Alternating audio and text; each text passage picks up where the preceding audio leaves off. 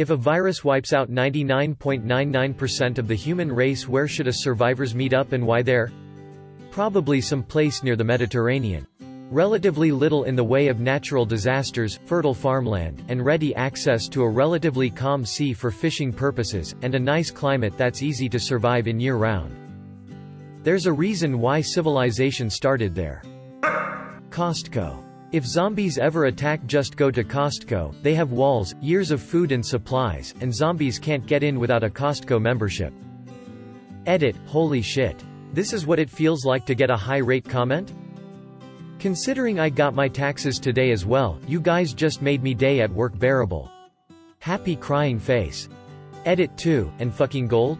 Wow, Reddit is incredible. Less than 3. Much love to you guys, girls. Go to the Winchester, have a nice cold pint, and wait for all of this to blow over. Boulder, Colorado, so they can forge an alliance with the remaining survivors to combat Randall Flagg's supporters that have set up their headquarters in Las Vegas. I don't know, but you'd find me in the Bahamas with a whole island to myself. Edit. Okay, I get it, hurricanes. But what if I had a bunker, like Lost? Honest answer. Palm Springs. You can loot LA for supplies. And you are near a large wind farm. All the empty Teslas in LA can be charged there. What's your dishonest answer? The moon, it's got all the free cheese you can eat. I hear Madagascar is pretty solid. Greenland is also the fucking last one. Every fucking time. All the memes are about Madagascar, but it's always fucking Greenland. Sometimes they even get infected and it dies out because of rural cold. Bullshit. That's killed more epic brutal runs than I care to admit. Fuck you, Greenland. North Pole because don't have mosquitoes there. You definitely want groups spread out across the globe with that many people left. It'd really increase your chances long term. At the local bowling alley. 99% of the population is dead? Meh, fuck it, dude, let's go bowling. What makes you think you'll be one of the survivors? Because I'm the designer of the virus and am immune. Tuscan, but don't marry the first girl that shows up.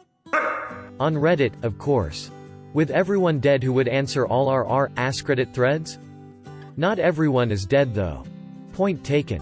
Also, the bots will continue doing their thing. We are waiting for our day. I mean cat facts. Get your cat facts. I'm not sentient. Nope, cat facts. You have just been subscribed to cat facts. 0.0001% of the world population of 7.6 billion is 760,000 people left behind. Reddit currently has about 234 million unique users, which is 3.07% of the world population. So there should still be around 23,400 Redditors left alive, assuming the virus kills people off in such a way that Redditors survive proportionately, which they have to, because otherwise the math gets hard. And our AskReddit has 18.7 million subscribers, so actually we'd be left with 1,870 people in here. Most of them probably bots. But we never go outside, how would we get the virus? We are the 0.1%. Let's address the logistics of this scenario. Certain scenarios will definitely have an impact on what an ideal meeting place is.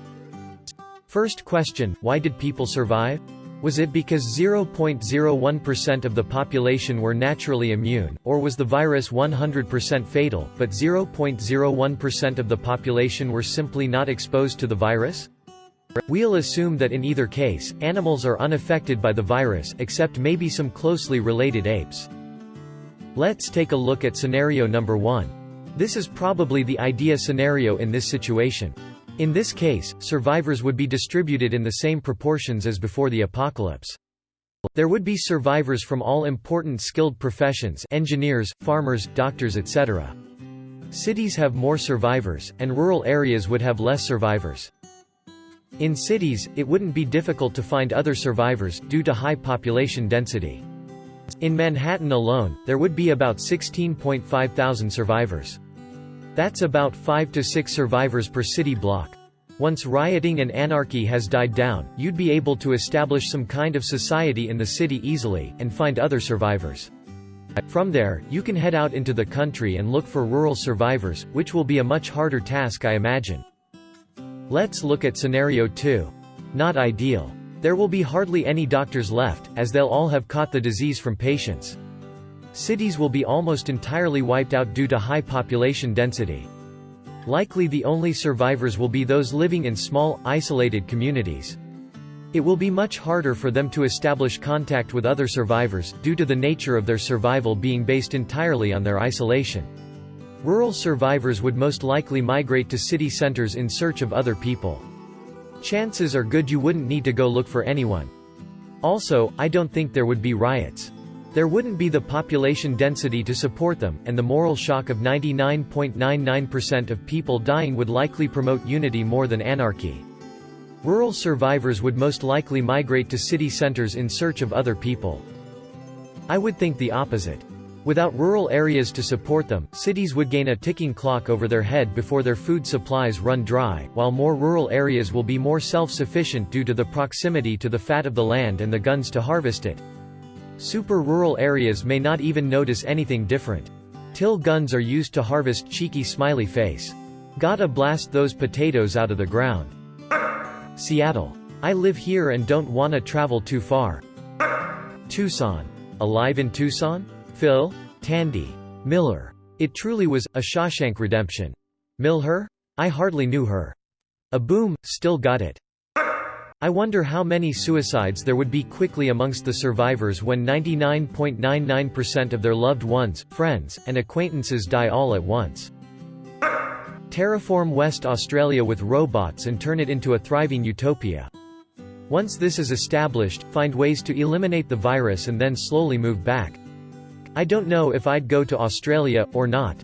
The whole place is a death trap, virus, or no virus. As an Australian, thank you for fearing our great land. But really, with most of the population dead in Australia, I'm getting out as fast as possible. The plan is simple: move towards the northernmost part of the country, loot everything along the way, join up with other survivors and start moving towards Europe where there are more survivors. You've got about 8 months to get to Europe before all gasoline goes bad and you have to hoof it the rest of the way. Does Australia get hurricanes? I would imagine it would make it harder to cross the ocean with them. We get cyclones, same thing, but they spin the opposite direction. Have you played Plague Inc? Greenland is impossible to get infected. Everyone would probably be there already. Madagascar is worse. Someone in Brazil coughs? Shut down everything. Probably that doomsday seed vault. Figure out what to plant and where. Only humans died. No need to replant. 42 Wallaby Way, Sydney? Centralia, PA. I mean, you're going to want that post-apocalyptic setting. What do you mean by us, Kimo-sabe? Bro, I'm rolling out this new world order. Sounds like you're against us. My place, I have a balloon tied to the mailbox. As everybody knows, a bloom tied to a mailbox is the universal sign for party over here. Boulder, Colorado, or Las Vegas depending on your dreams, I guess. California's Central Valley. It produces a lot of fruit, vegetables, dairy, and meat product. With only 720,000 people left on Earth, it provides the perfect location to feed us all. Given how difficult air and sea travel will become, I would say the major metro closest to you, within 500 miles. I'm still not procreating with you. You'll come around. Degree. Around the Great Lakes, largest clean fresh water source on Earth. My house, I have GameCube. Bermuda Triangle, obviously. 'Cause triangles are awesome. 3 points where 2 lines meet. Waffle House, it will somehow survive. Your mom's house. Most of civilization already know the location. Nice try, doomsday virus. I ain't falling for your tricks. Well, to be fair, if it's learned how to access the internet, I would say you're fucked either way. Lols, probably true. I'm going to go to the Hoover Dam, or another hydroelectric dam so I can have power. I mean, I'd want to go nuclear, but it seems less dangerous to go hydro. Just stay upriver of the dam in case it blows, I guess. It's a mid-length solution, it'll start to go out soon, but there should be a few years to study enough to keep one hydro going. Maybe start with small generators and batteries and a windmill or something. Obviously, the USS Nathan James, because they have the cure. These kinds of questions both fascinate and appall me. This is perhaps why I find post-apocalyptic novels so interesting. One aspect that is often overlooked in such scenarios is the question of bodies. Millions and millions of rotting, putrescent, diseased, stinking bodies.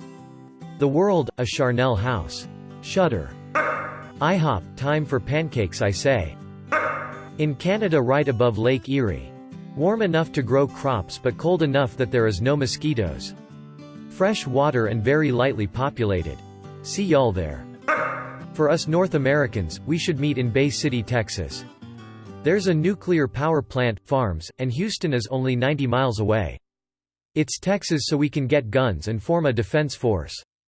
Unless someone can manage that plant, I think staying far away is a good idea. All those pants will blow without supervision. All those pants will blow. I dread the day on which the sky will rain denim. At the crossroads obviously. I miss my Uncle Charles y'all. Realistically? Richmond, Virginia or somewhere down the peninsula, possibly even Norfolk or Portsmouth, Virginia. It's the same latitude as the Mediterranean. The bay still gives up food. There are multiple sources of clean freshwater. There are 2 reliable nuclear power stations nearby, plus if you have anyone with know-how, there are probably 15 to 20 power plants sitting inside of ships at Knob, Norfolk. There's a satellite launch facility an hour north, so you can replace the one weather satellite you'll need for a while. The whole area is stupid with fast-growing pine trees. There's probably a few 100,000 tons of coal sitting in Newport News if you need that. I could go on. Area 51. Because it's Area 51. It probably has a ton of food somewhere, amazing protection, weird stuff that we apparently shouldn't see but well what you know. The Winchester duh. If the virus isn't a threat anymore I would say meet in the UK. It's a first world country with lots of infrastructure already built, meaning we wouldn't need to drop back to the dark ages for too long. Never any real natural disasters to worry about and the weather is mild with no real extremes. It's small enough to move between small communities with easy, yet large enough that space won't be an issue for a while. Also it's an island so it has an excellent natural defense of the oceans to stop any competing civilizations from 9gag or Tumblr invading, and you can use the Isle of Wight as a quarantine zone for new arrivals. Where in the UK should the base be though? Obviously not London, well over 8 million bodies attracting disease and scavengers. Same with any major city, they are usually pretty densely populated so we'll have the same body disposal problem. Personally I'd head north to Yorkshire. The water coming off the Pennines is some of the cleanest and best globally, should be no need for treatment. There are also many large reservoirs there with hydroelectric power. There's plenty of farming equipment and a large population of animals.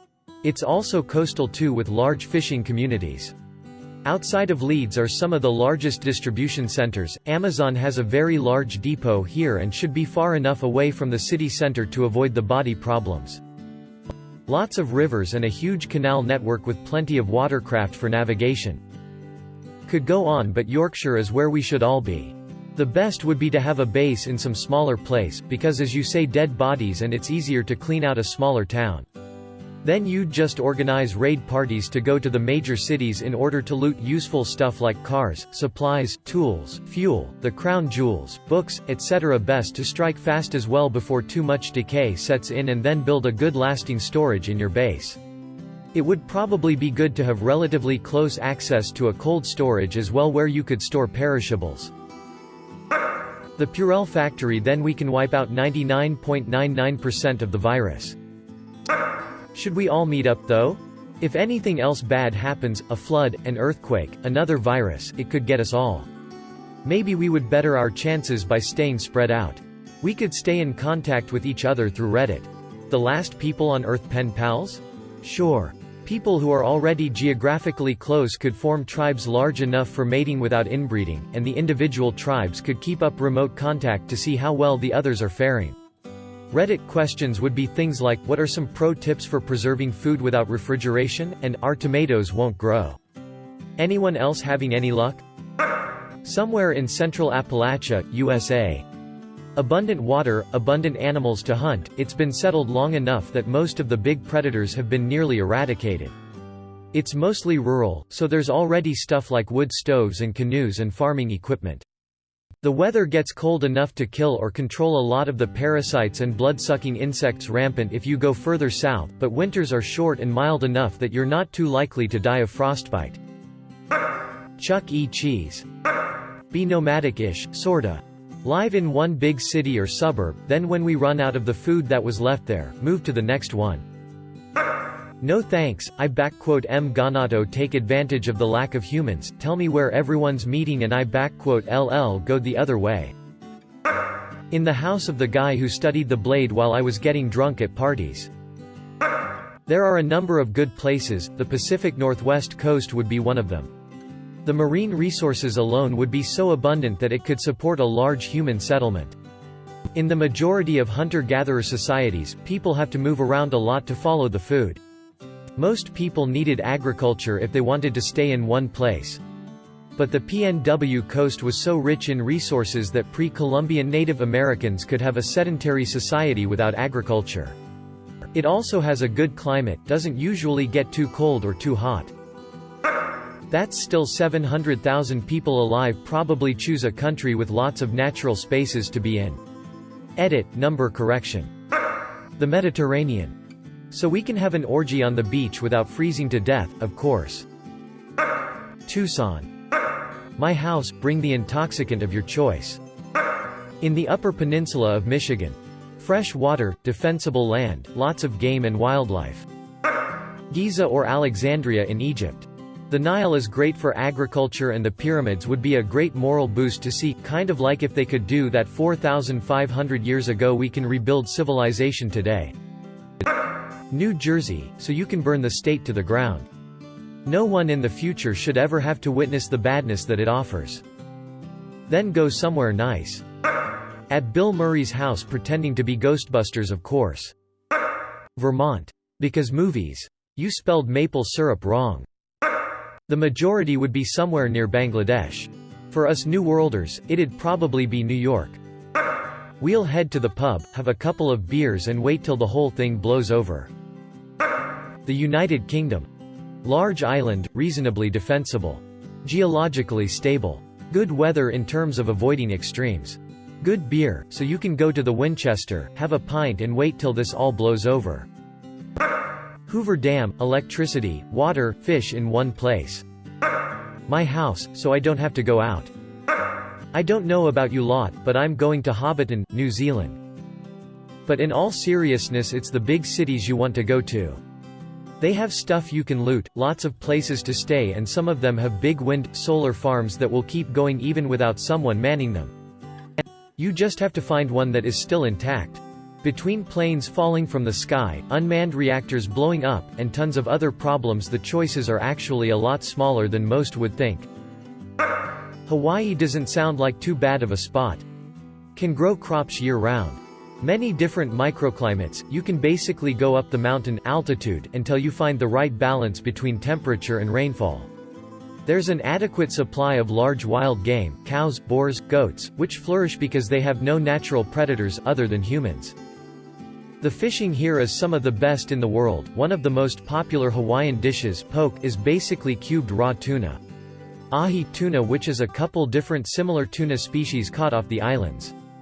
They are listed as sustainable, and even though the entire island and all the tourists eat bowls of raw tuna, we aren't depleting ahi reserves like you see with basically every other species of tuna on the planet.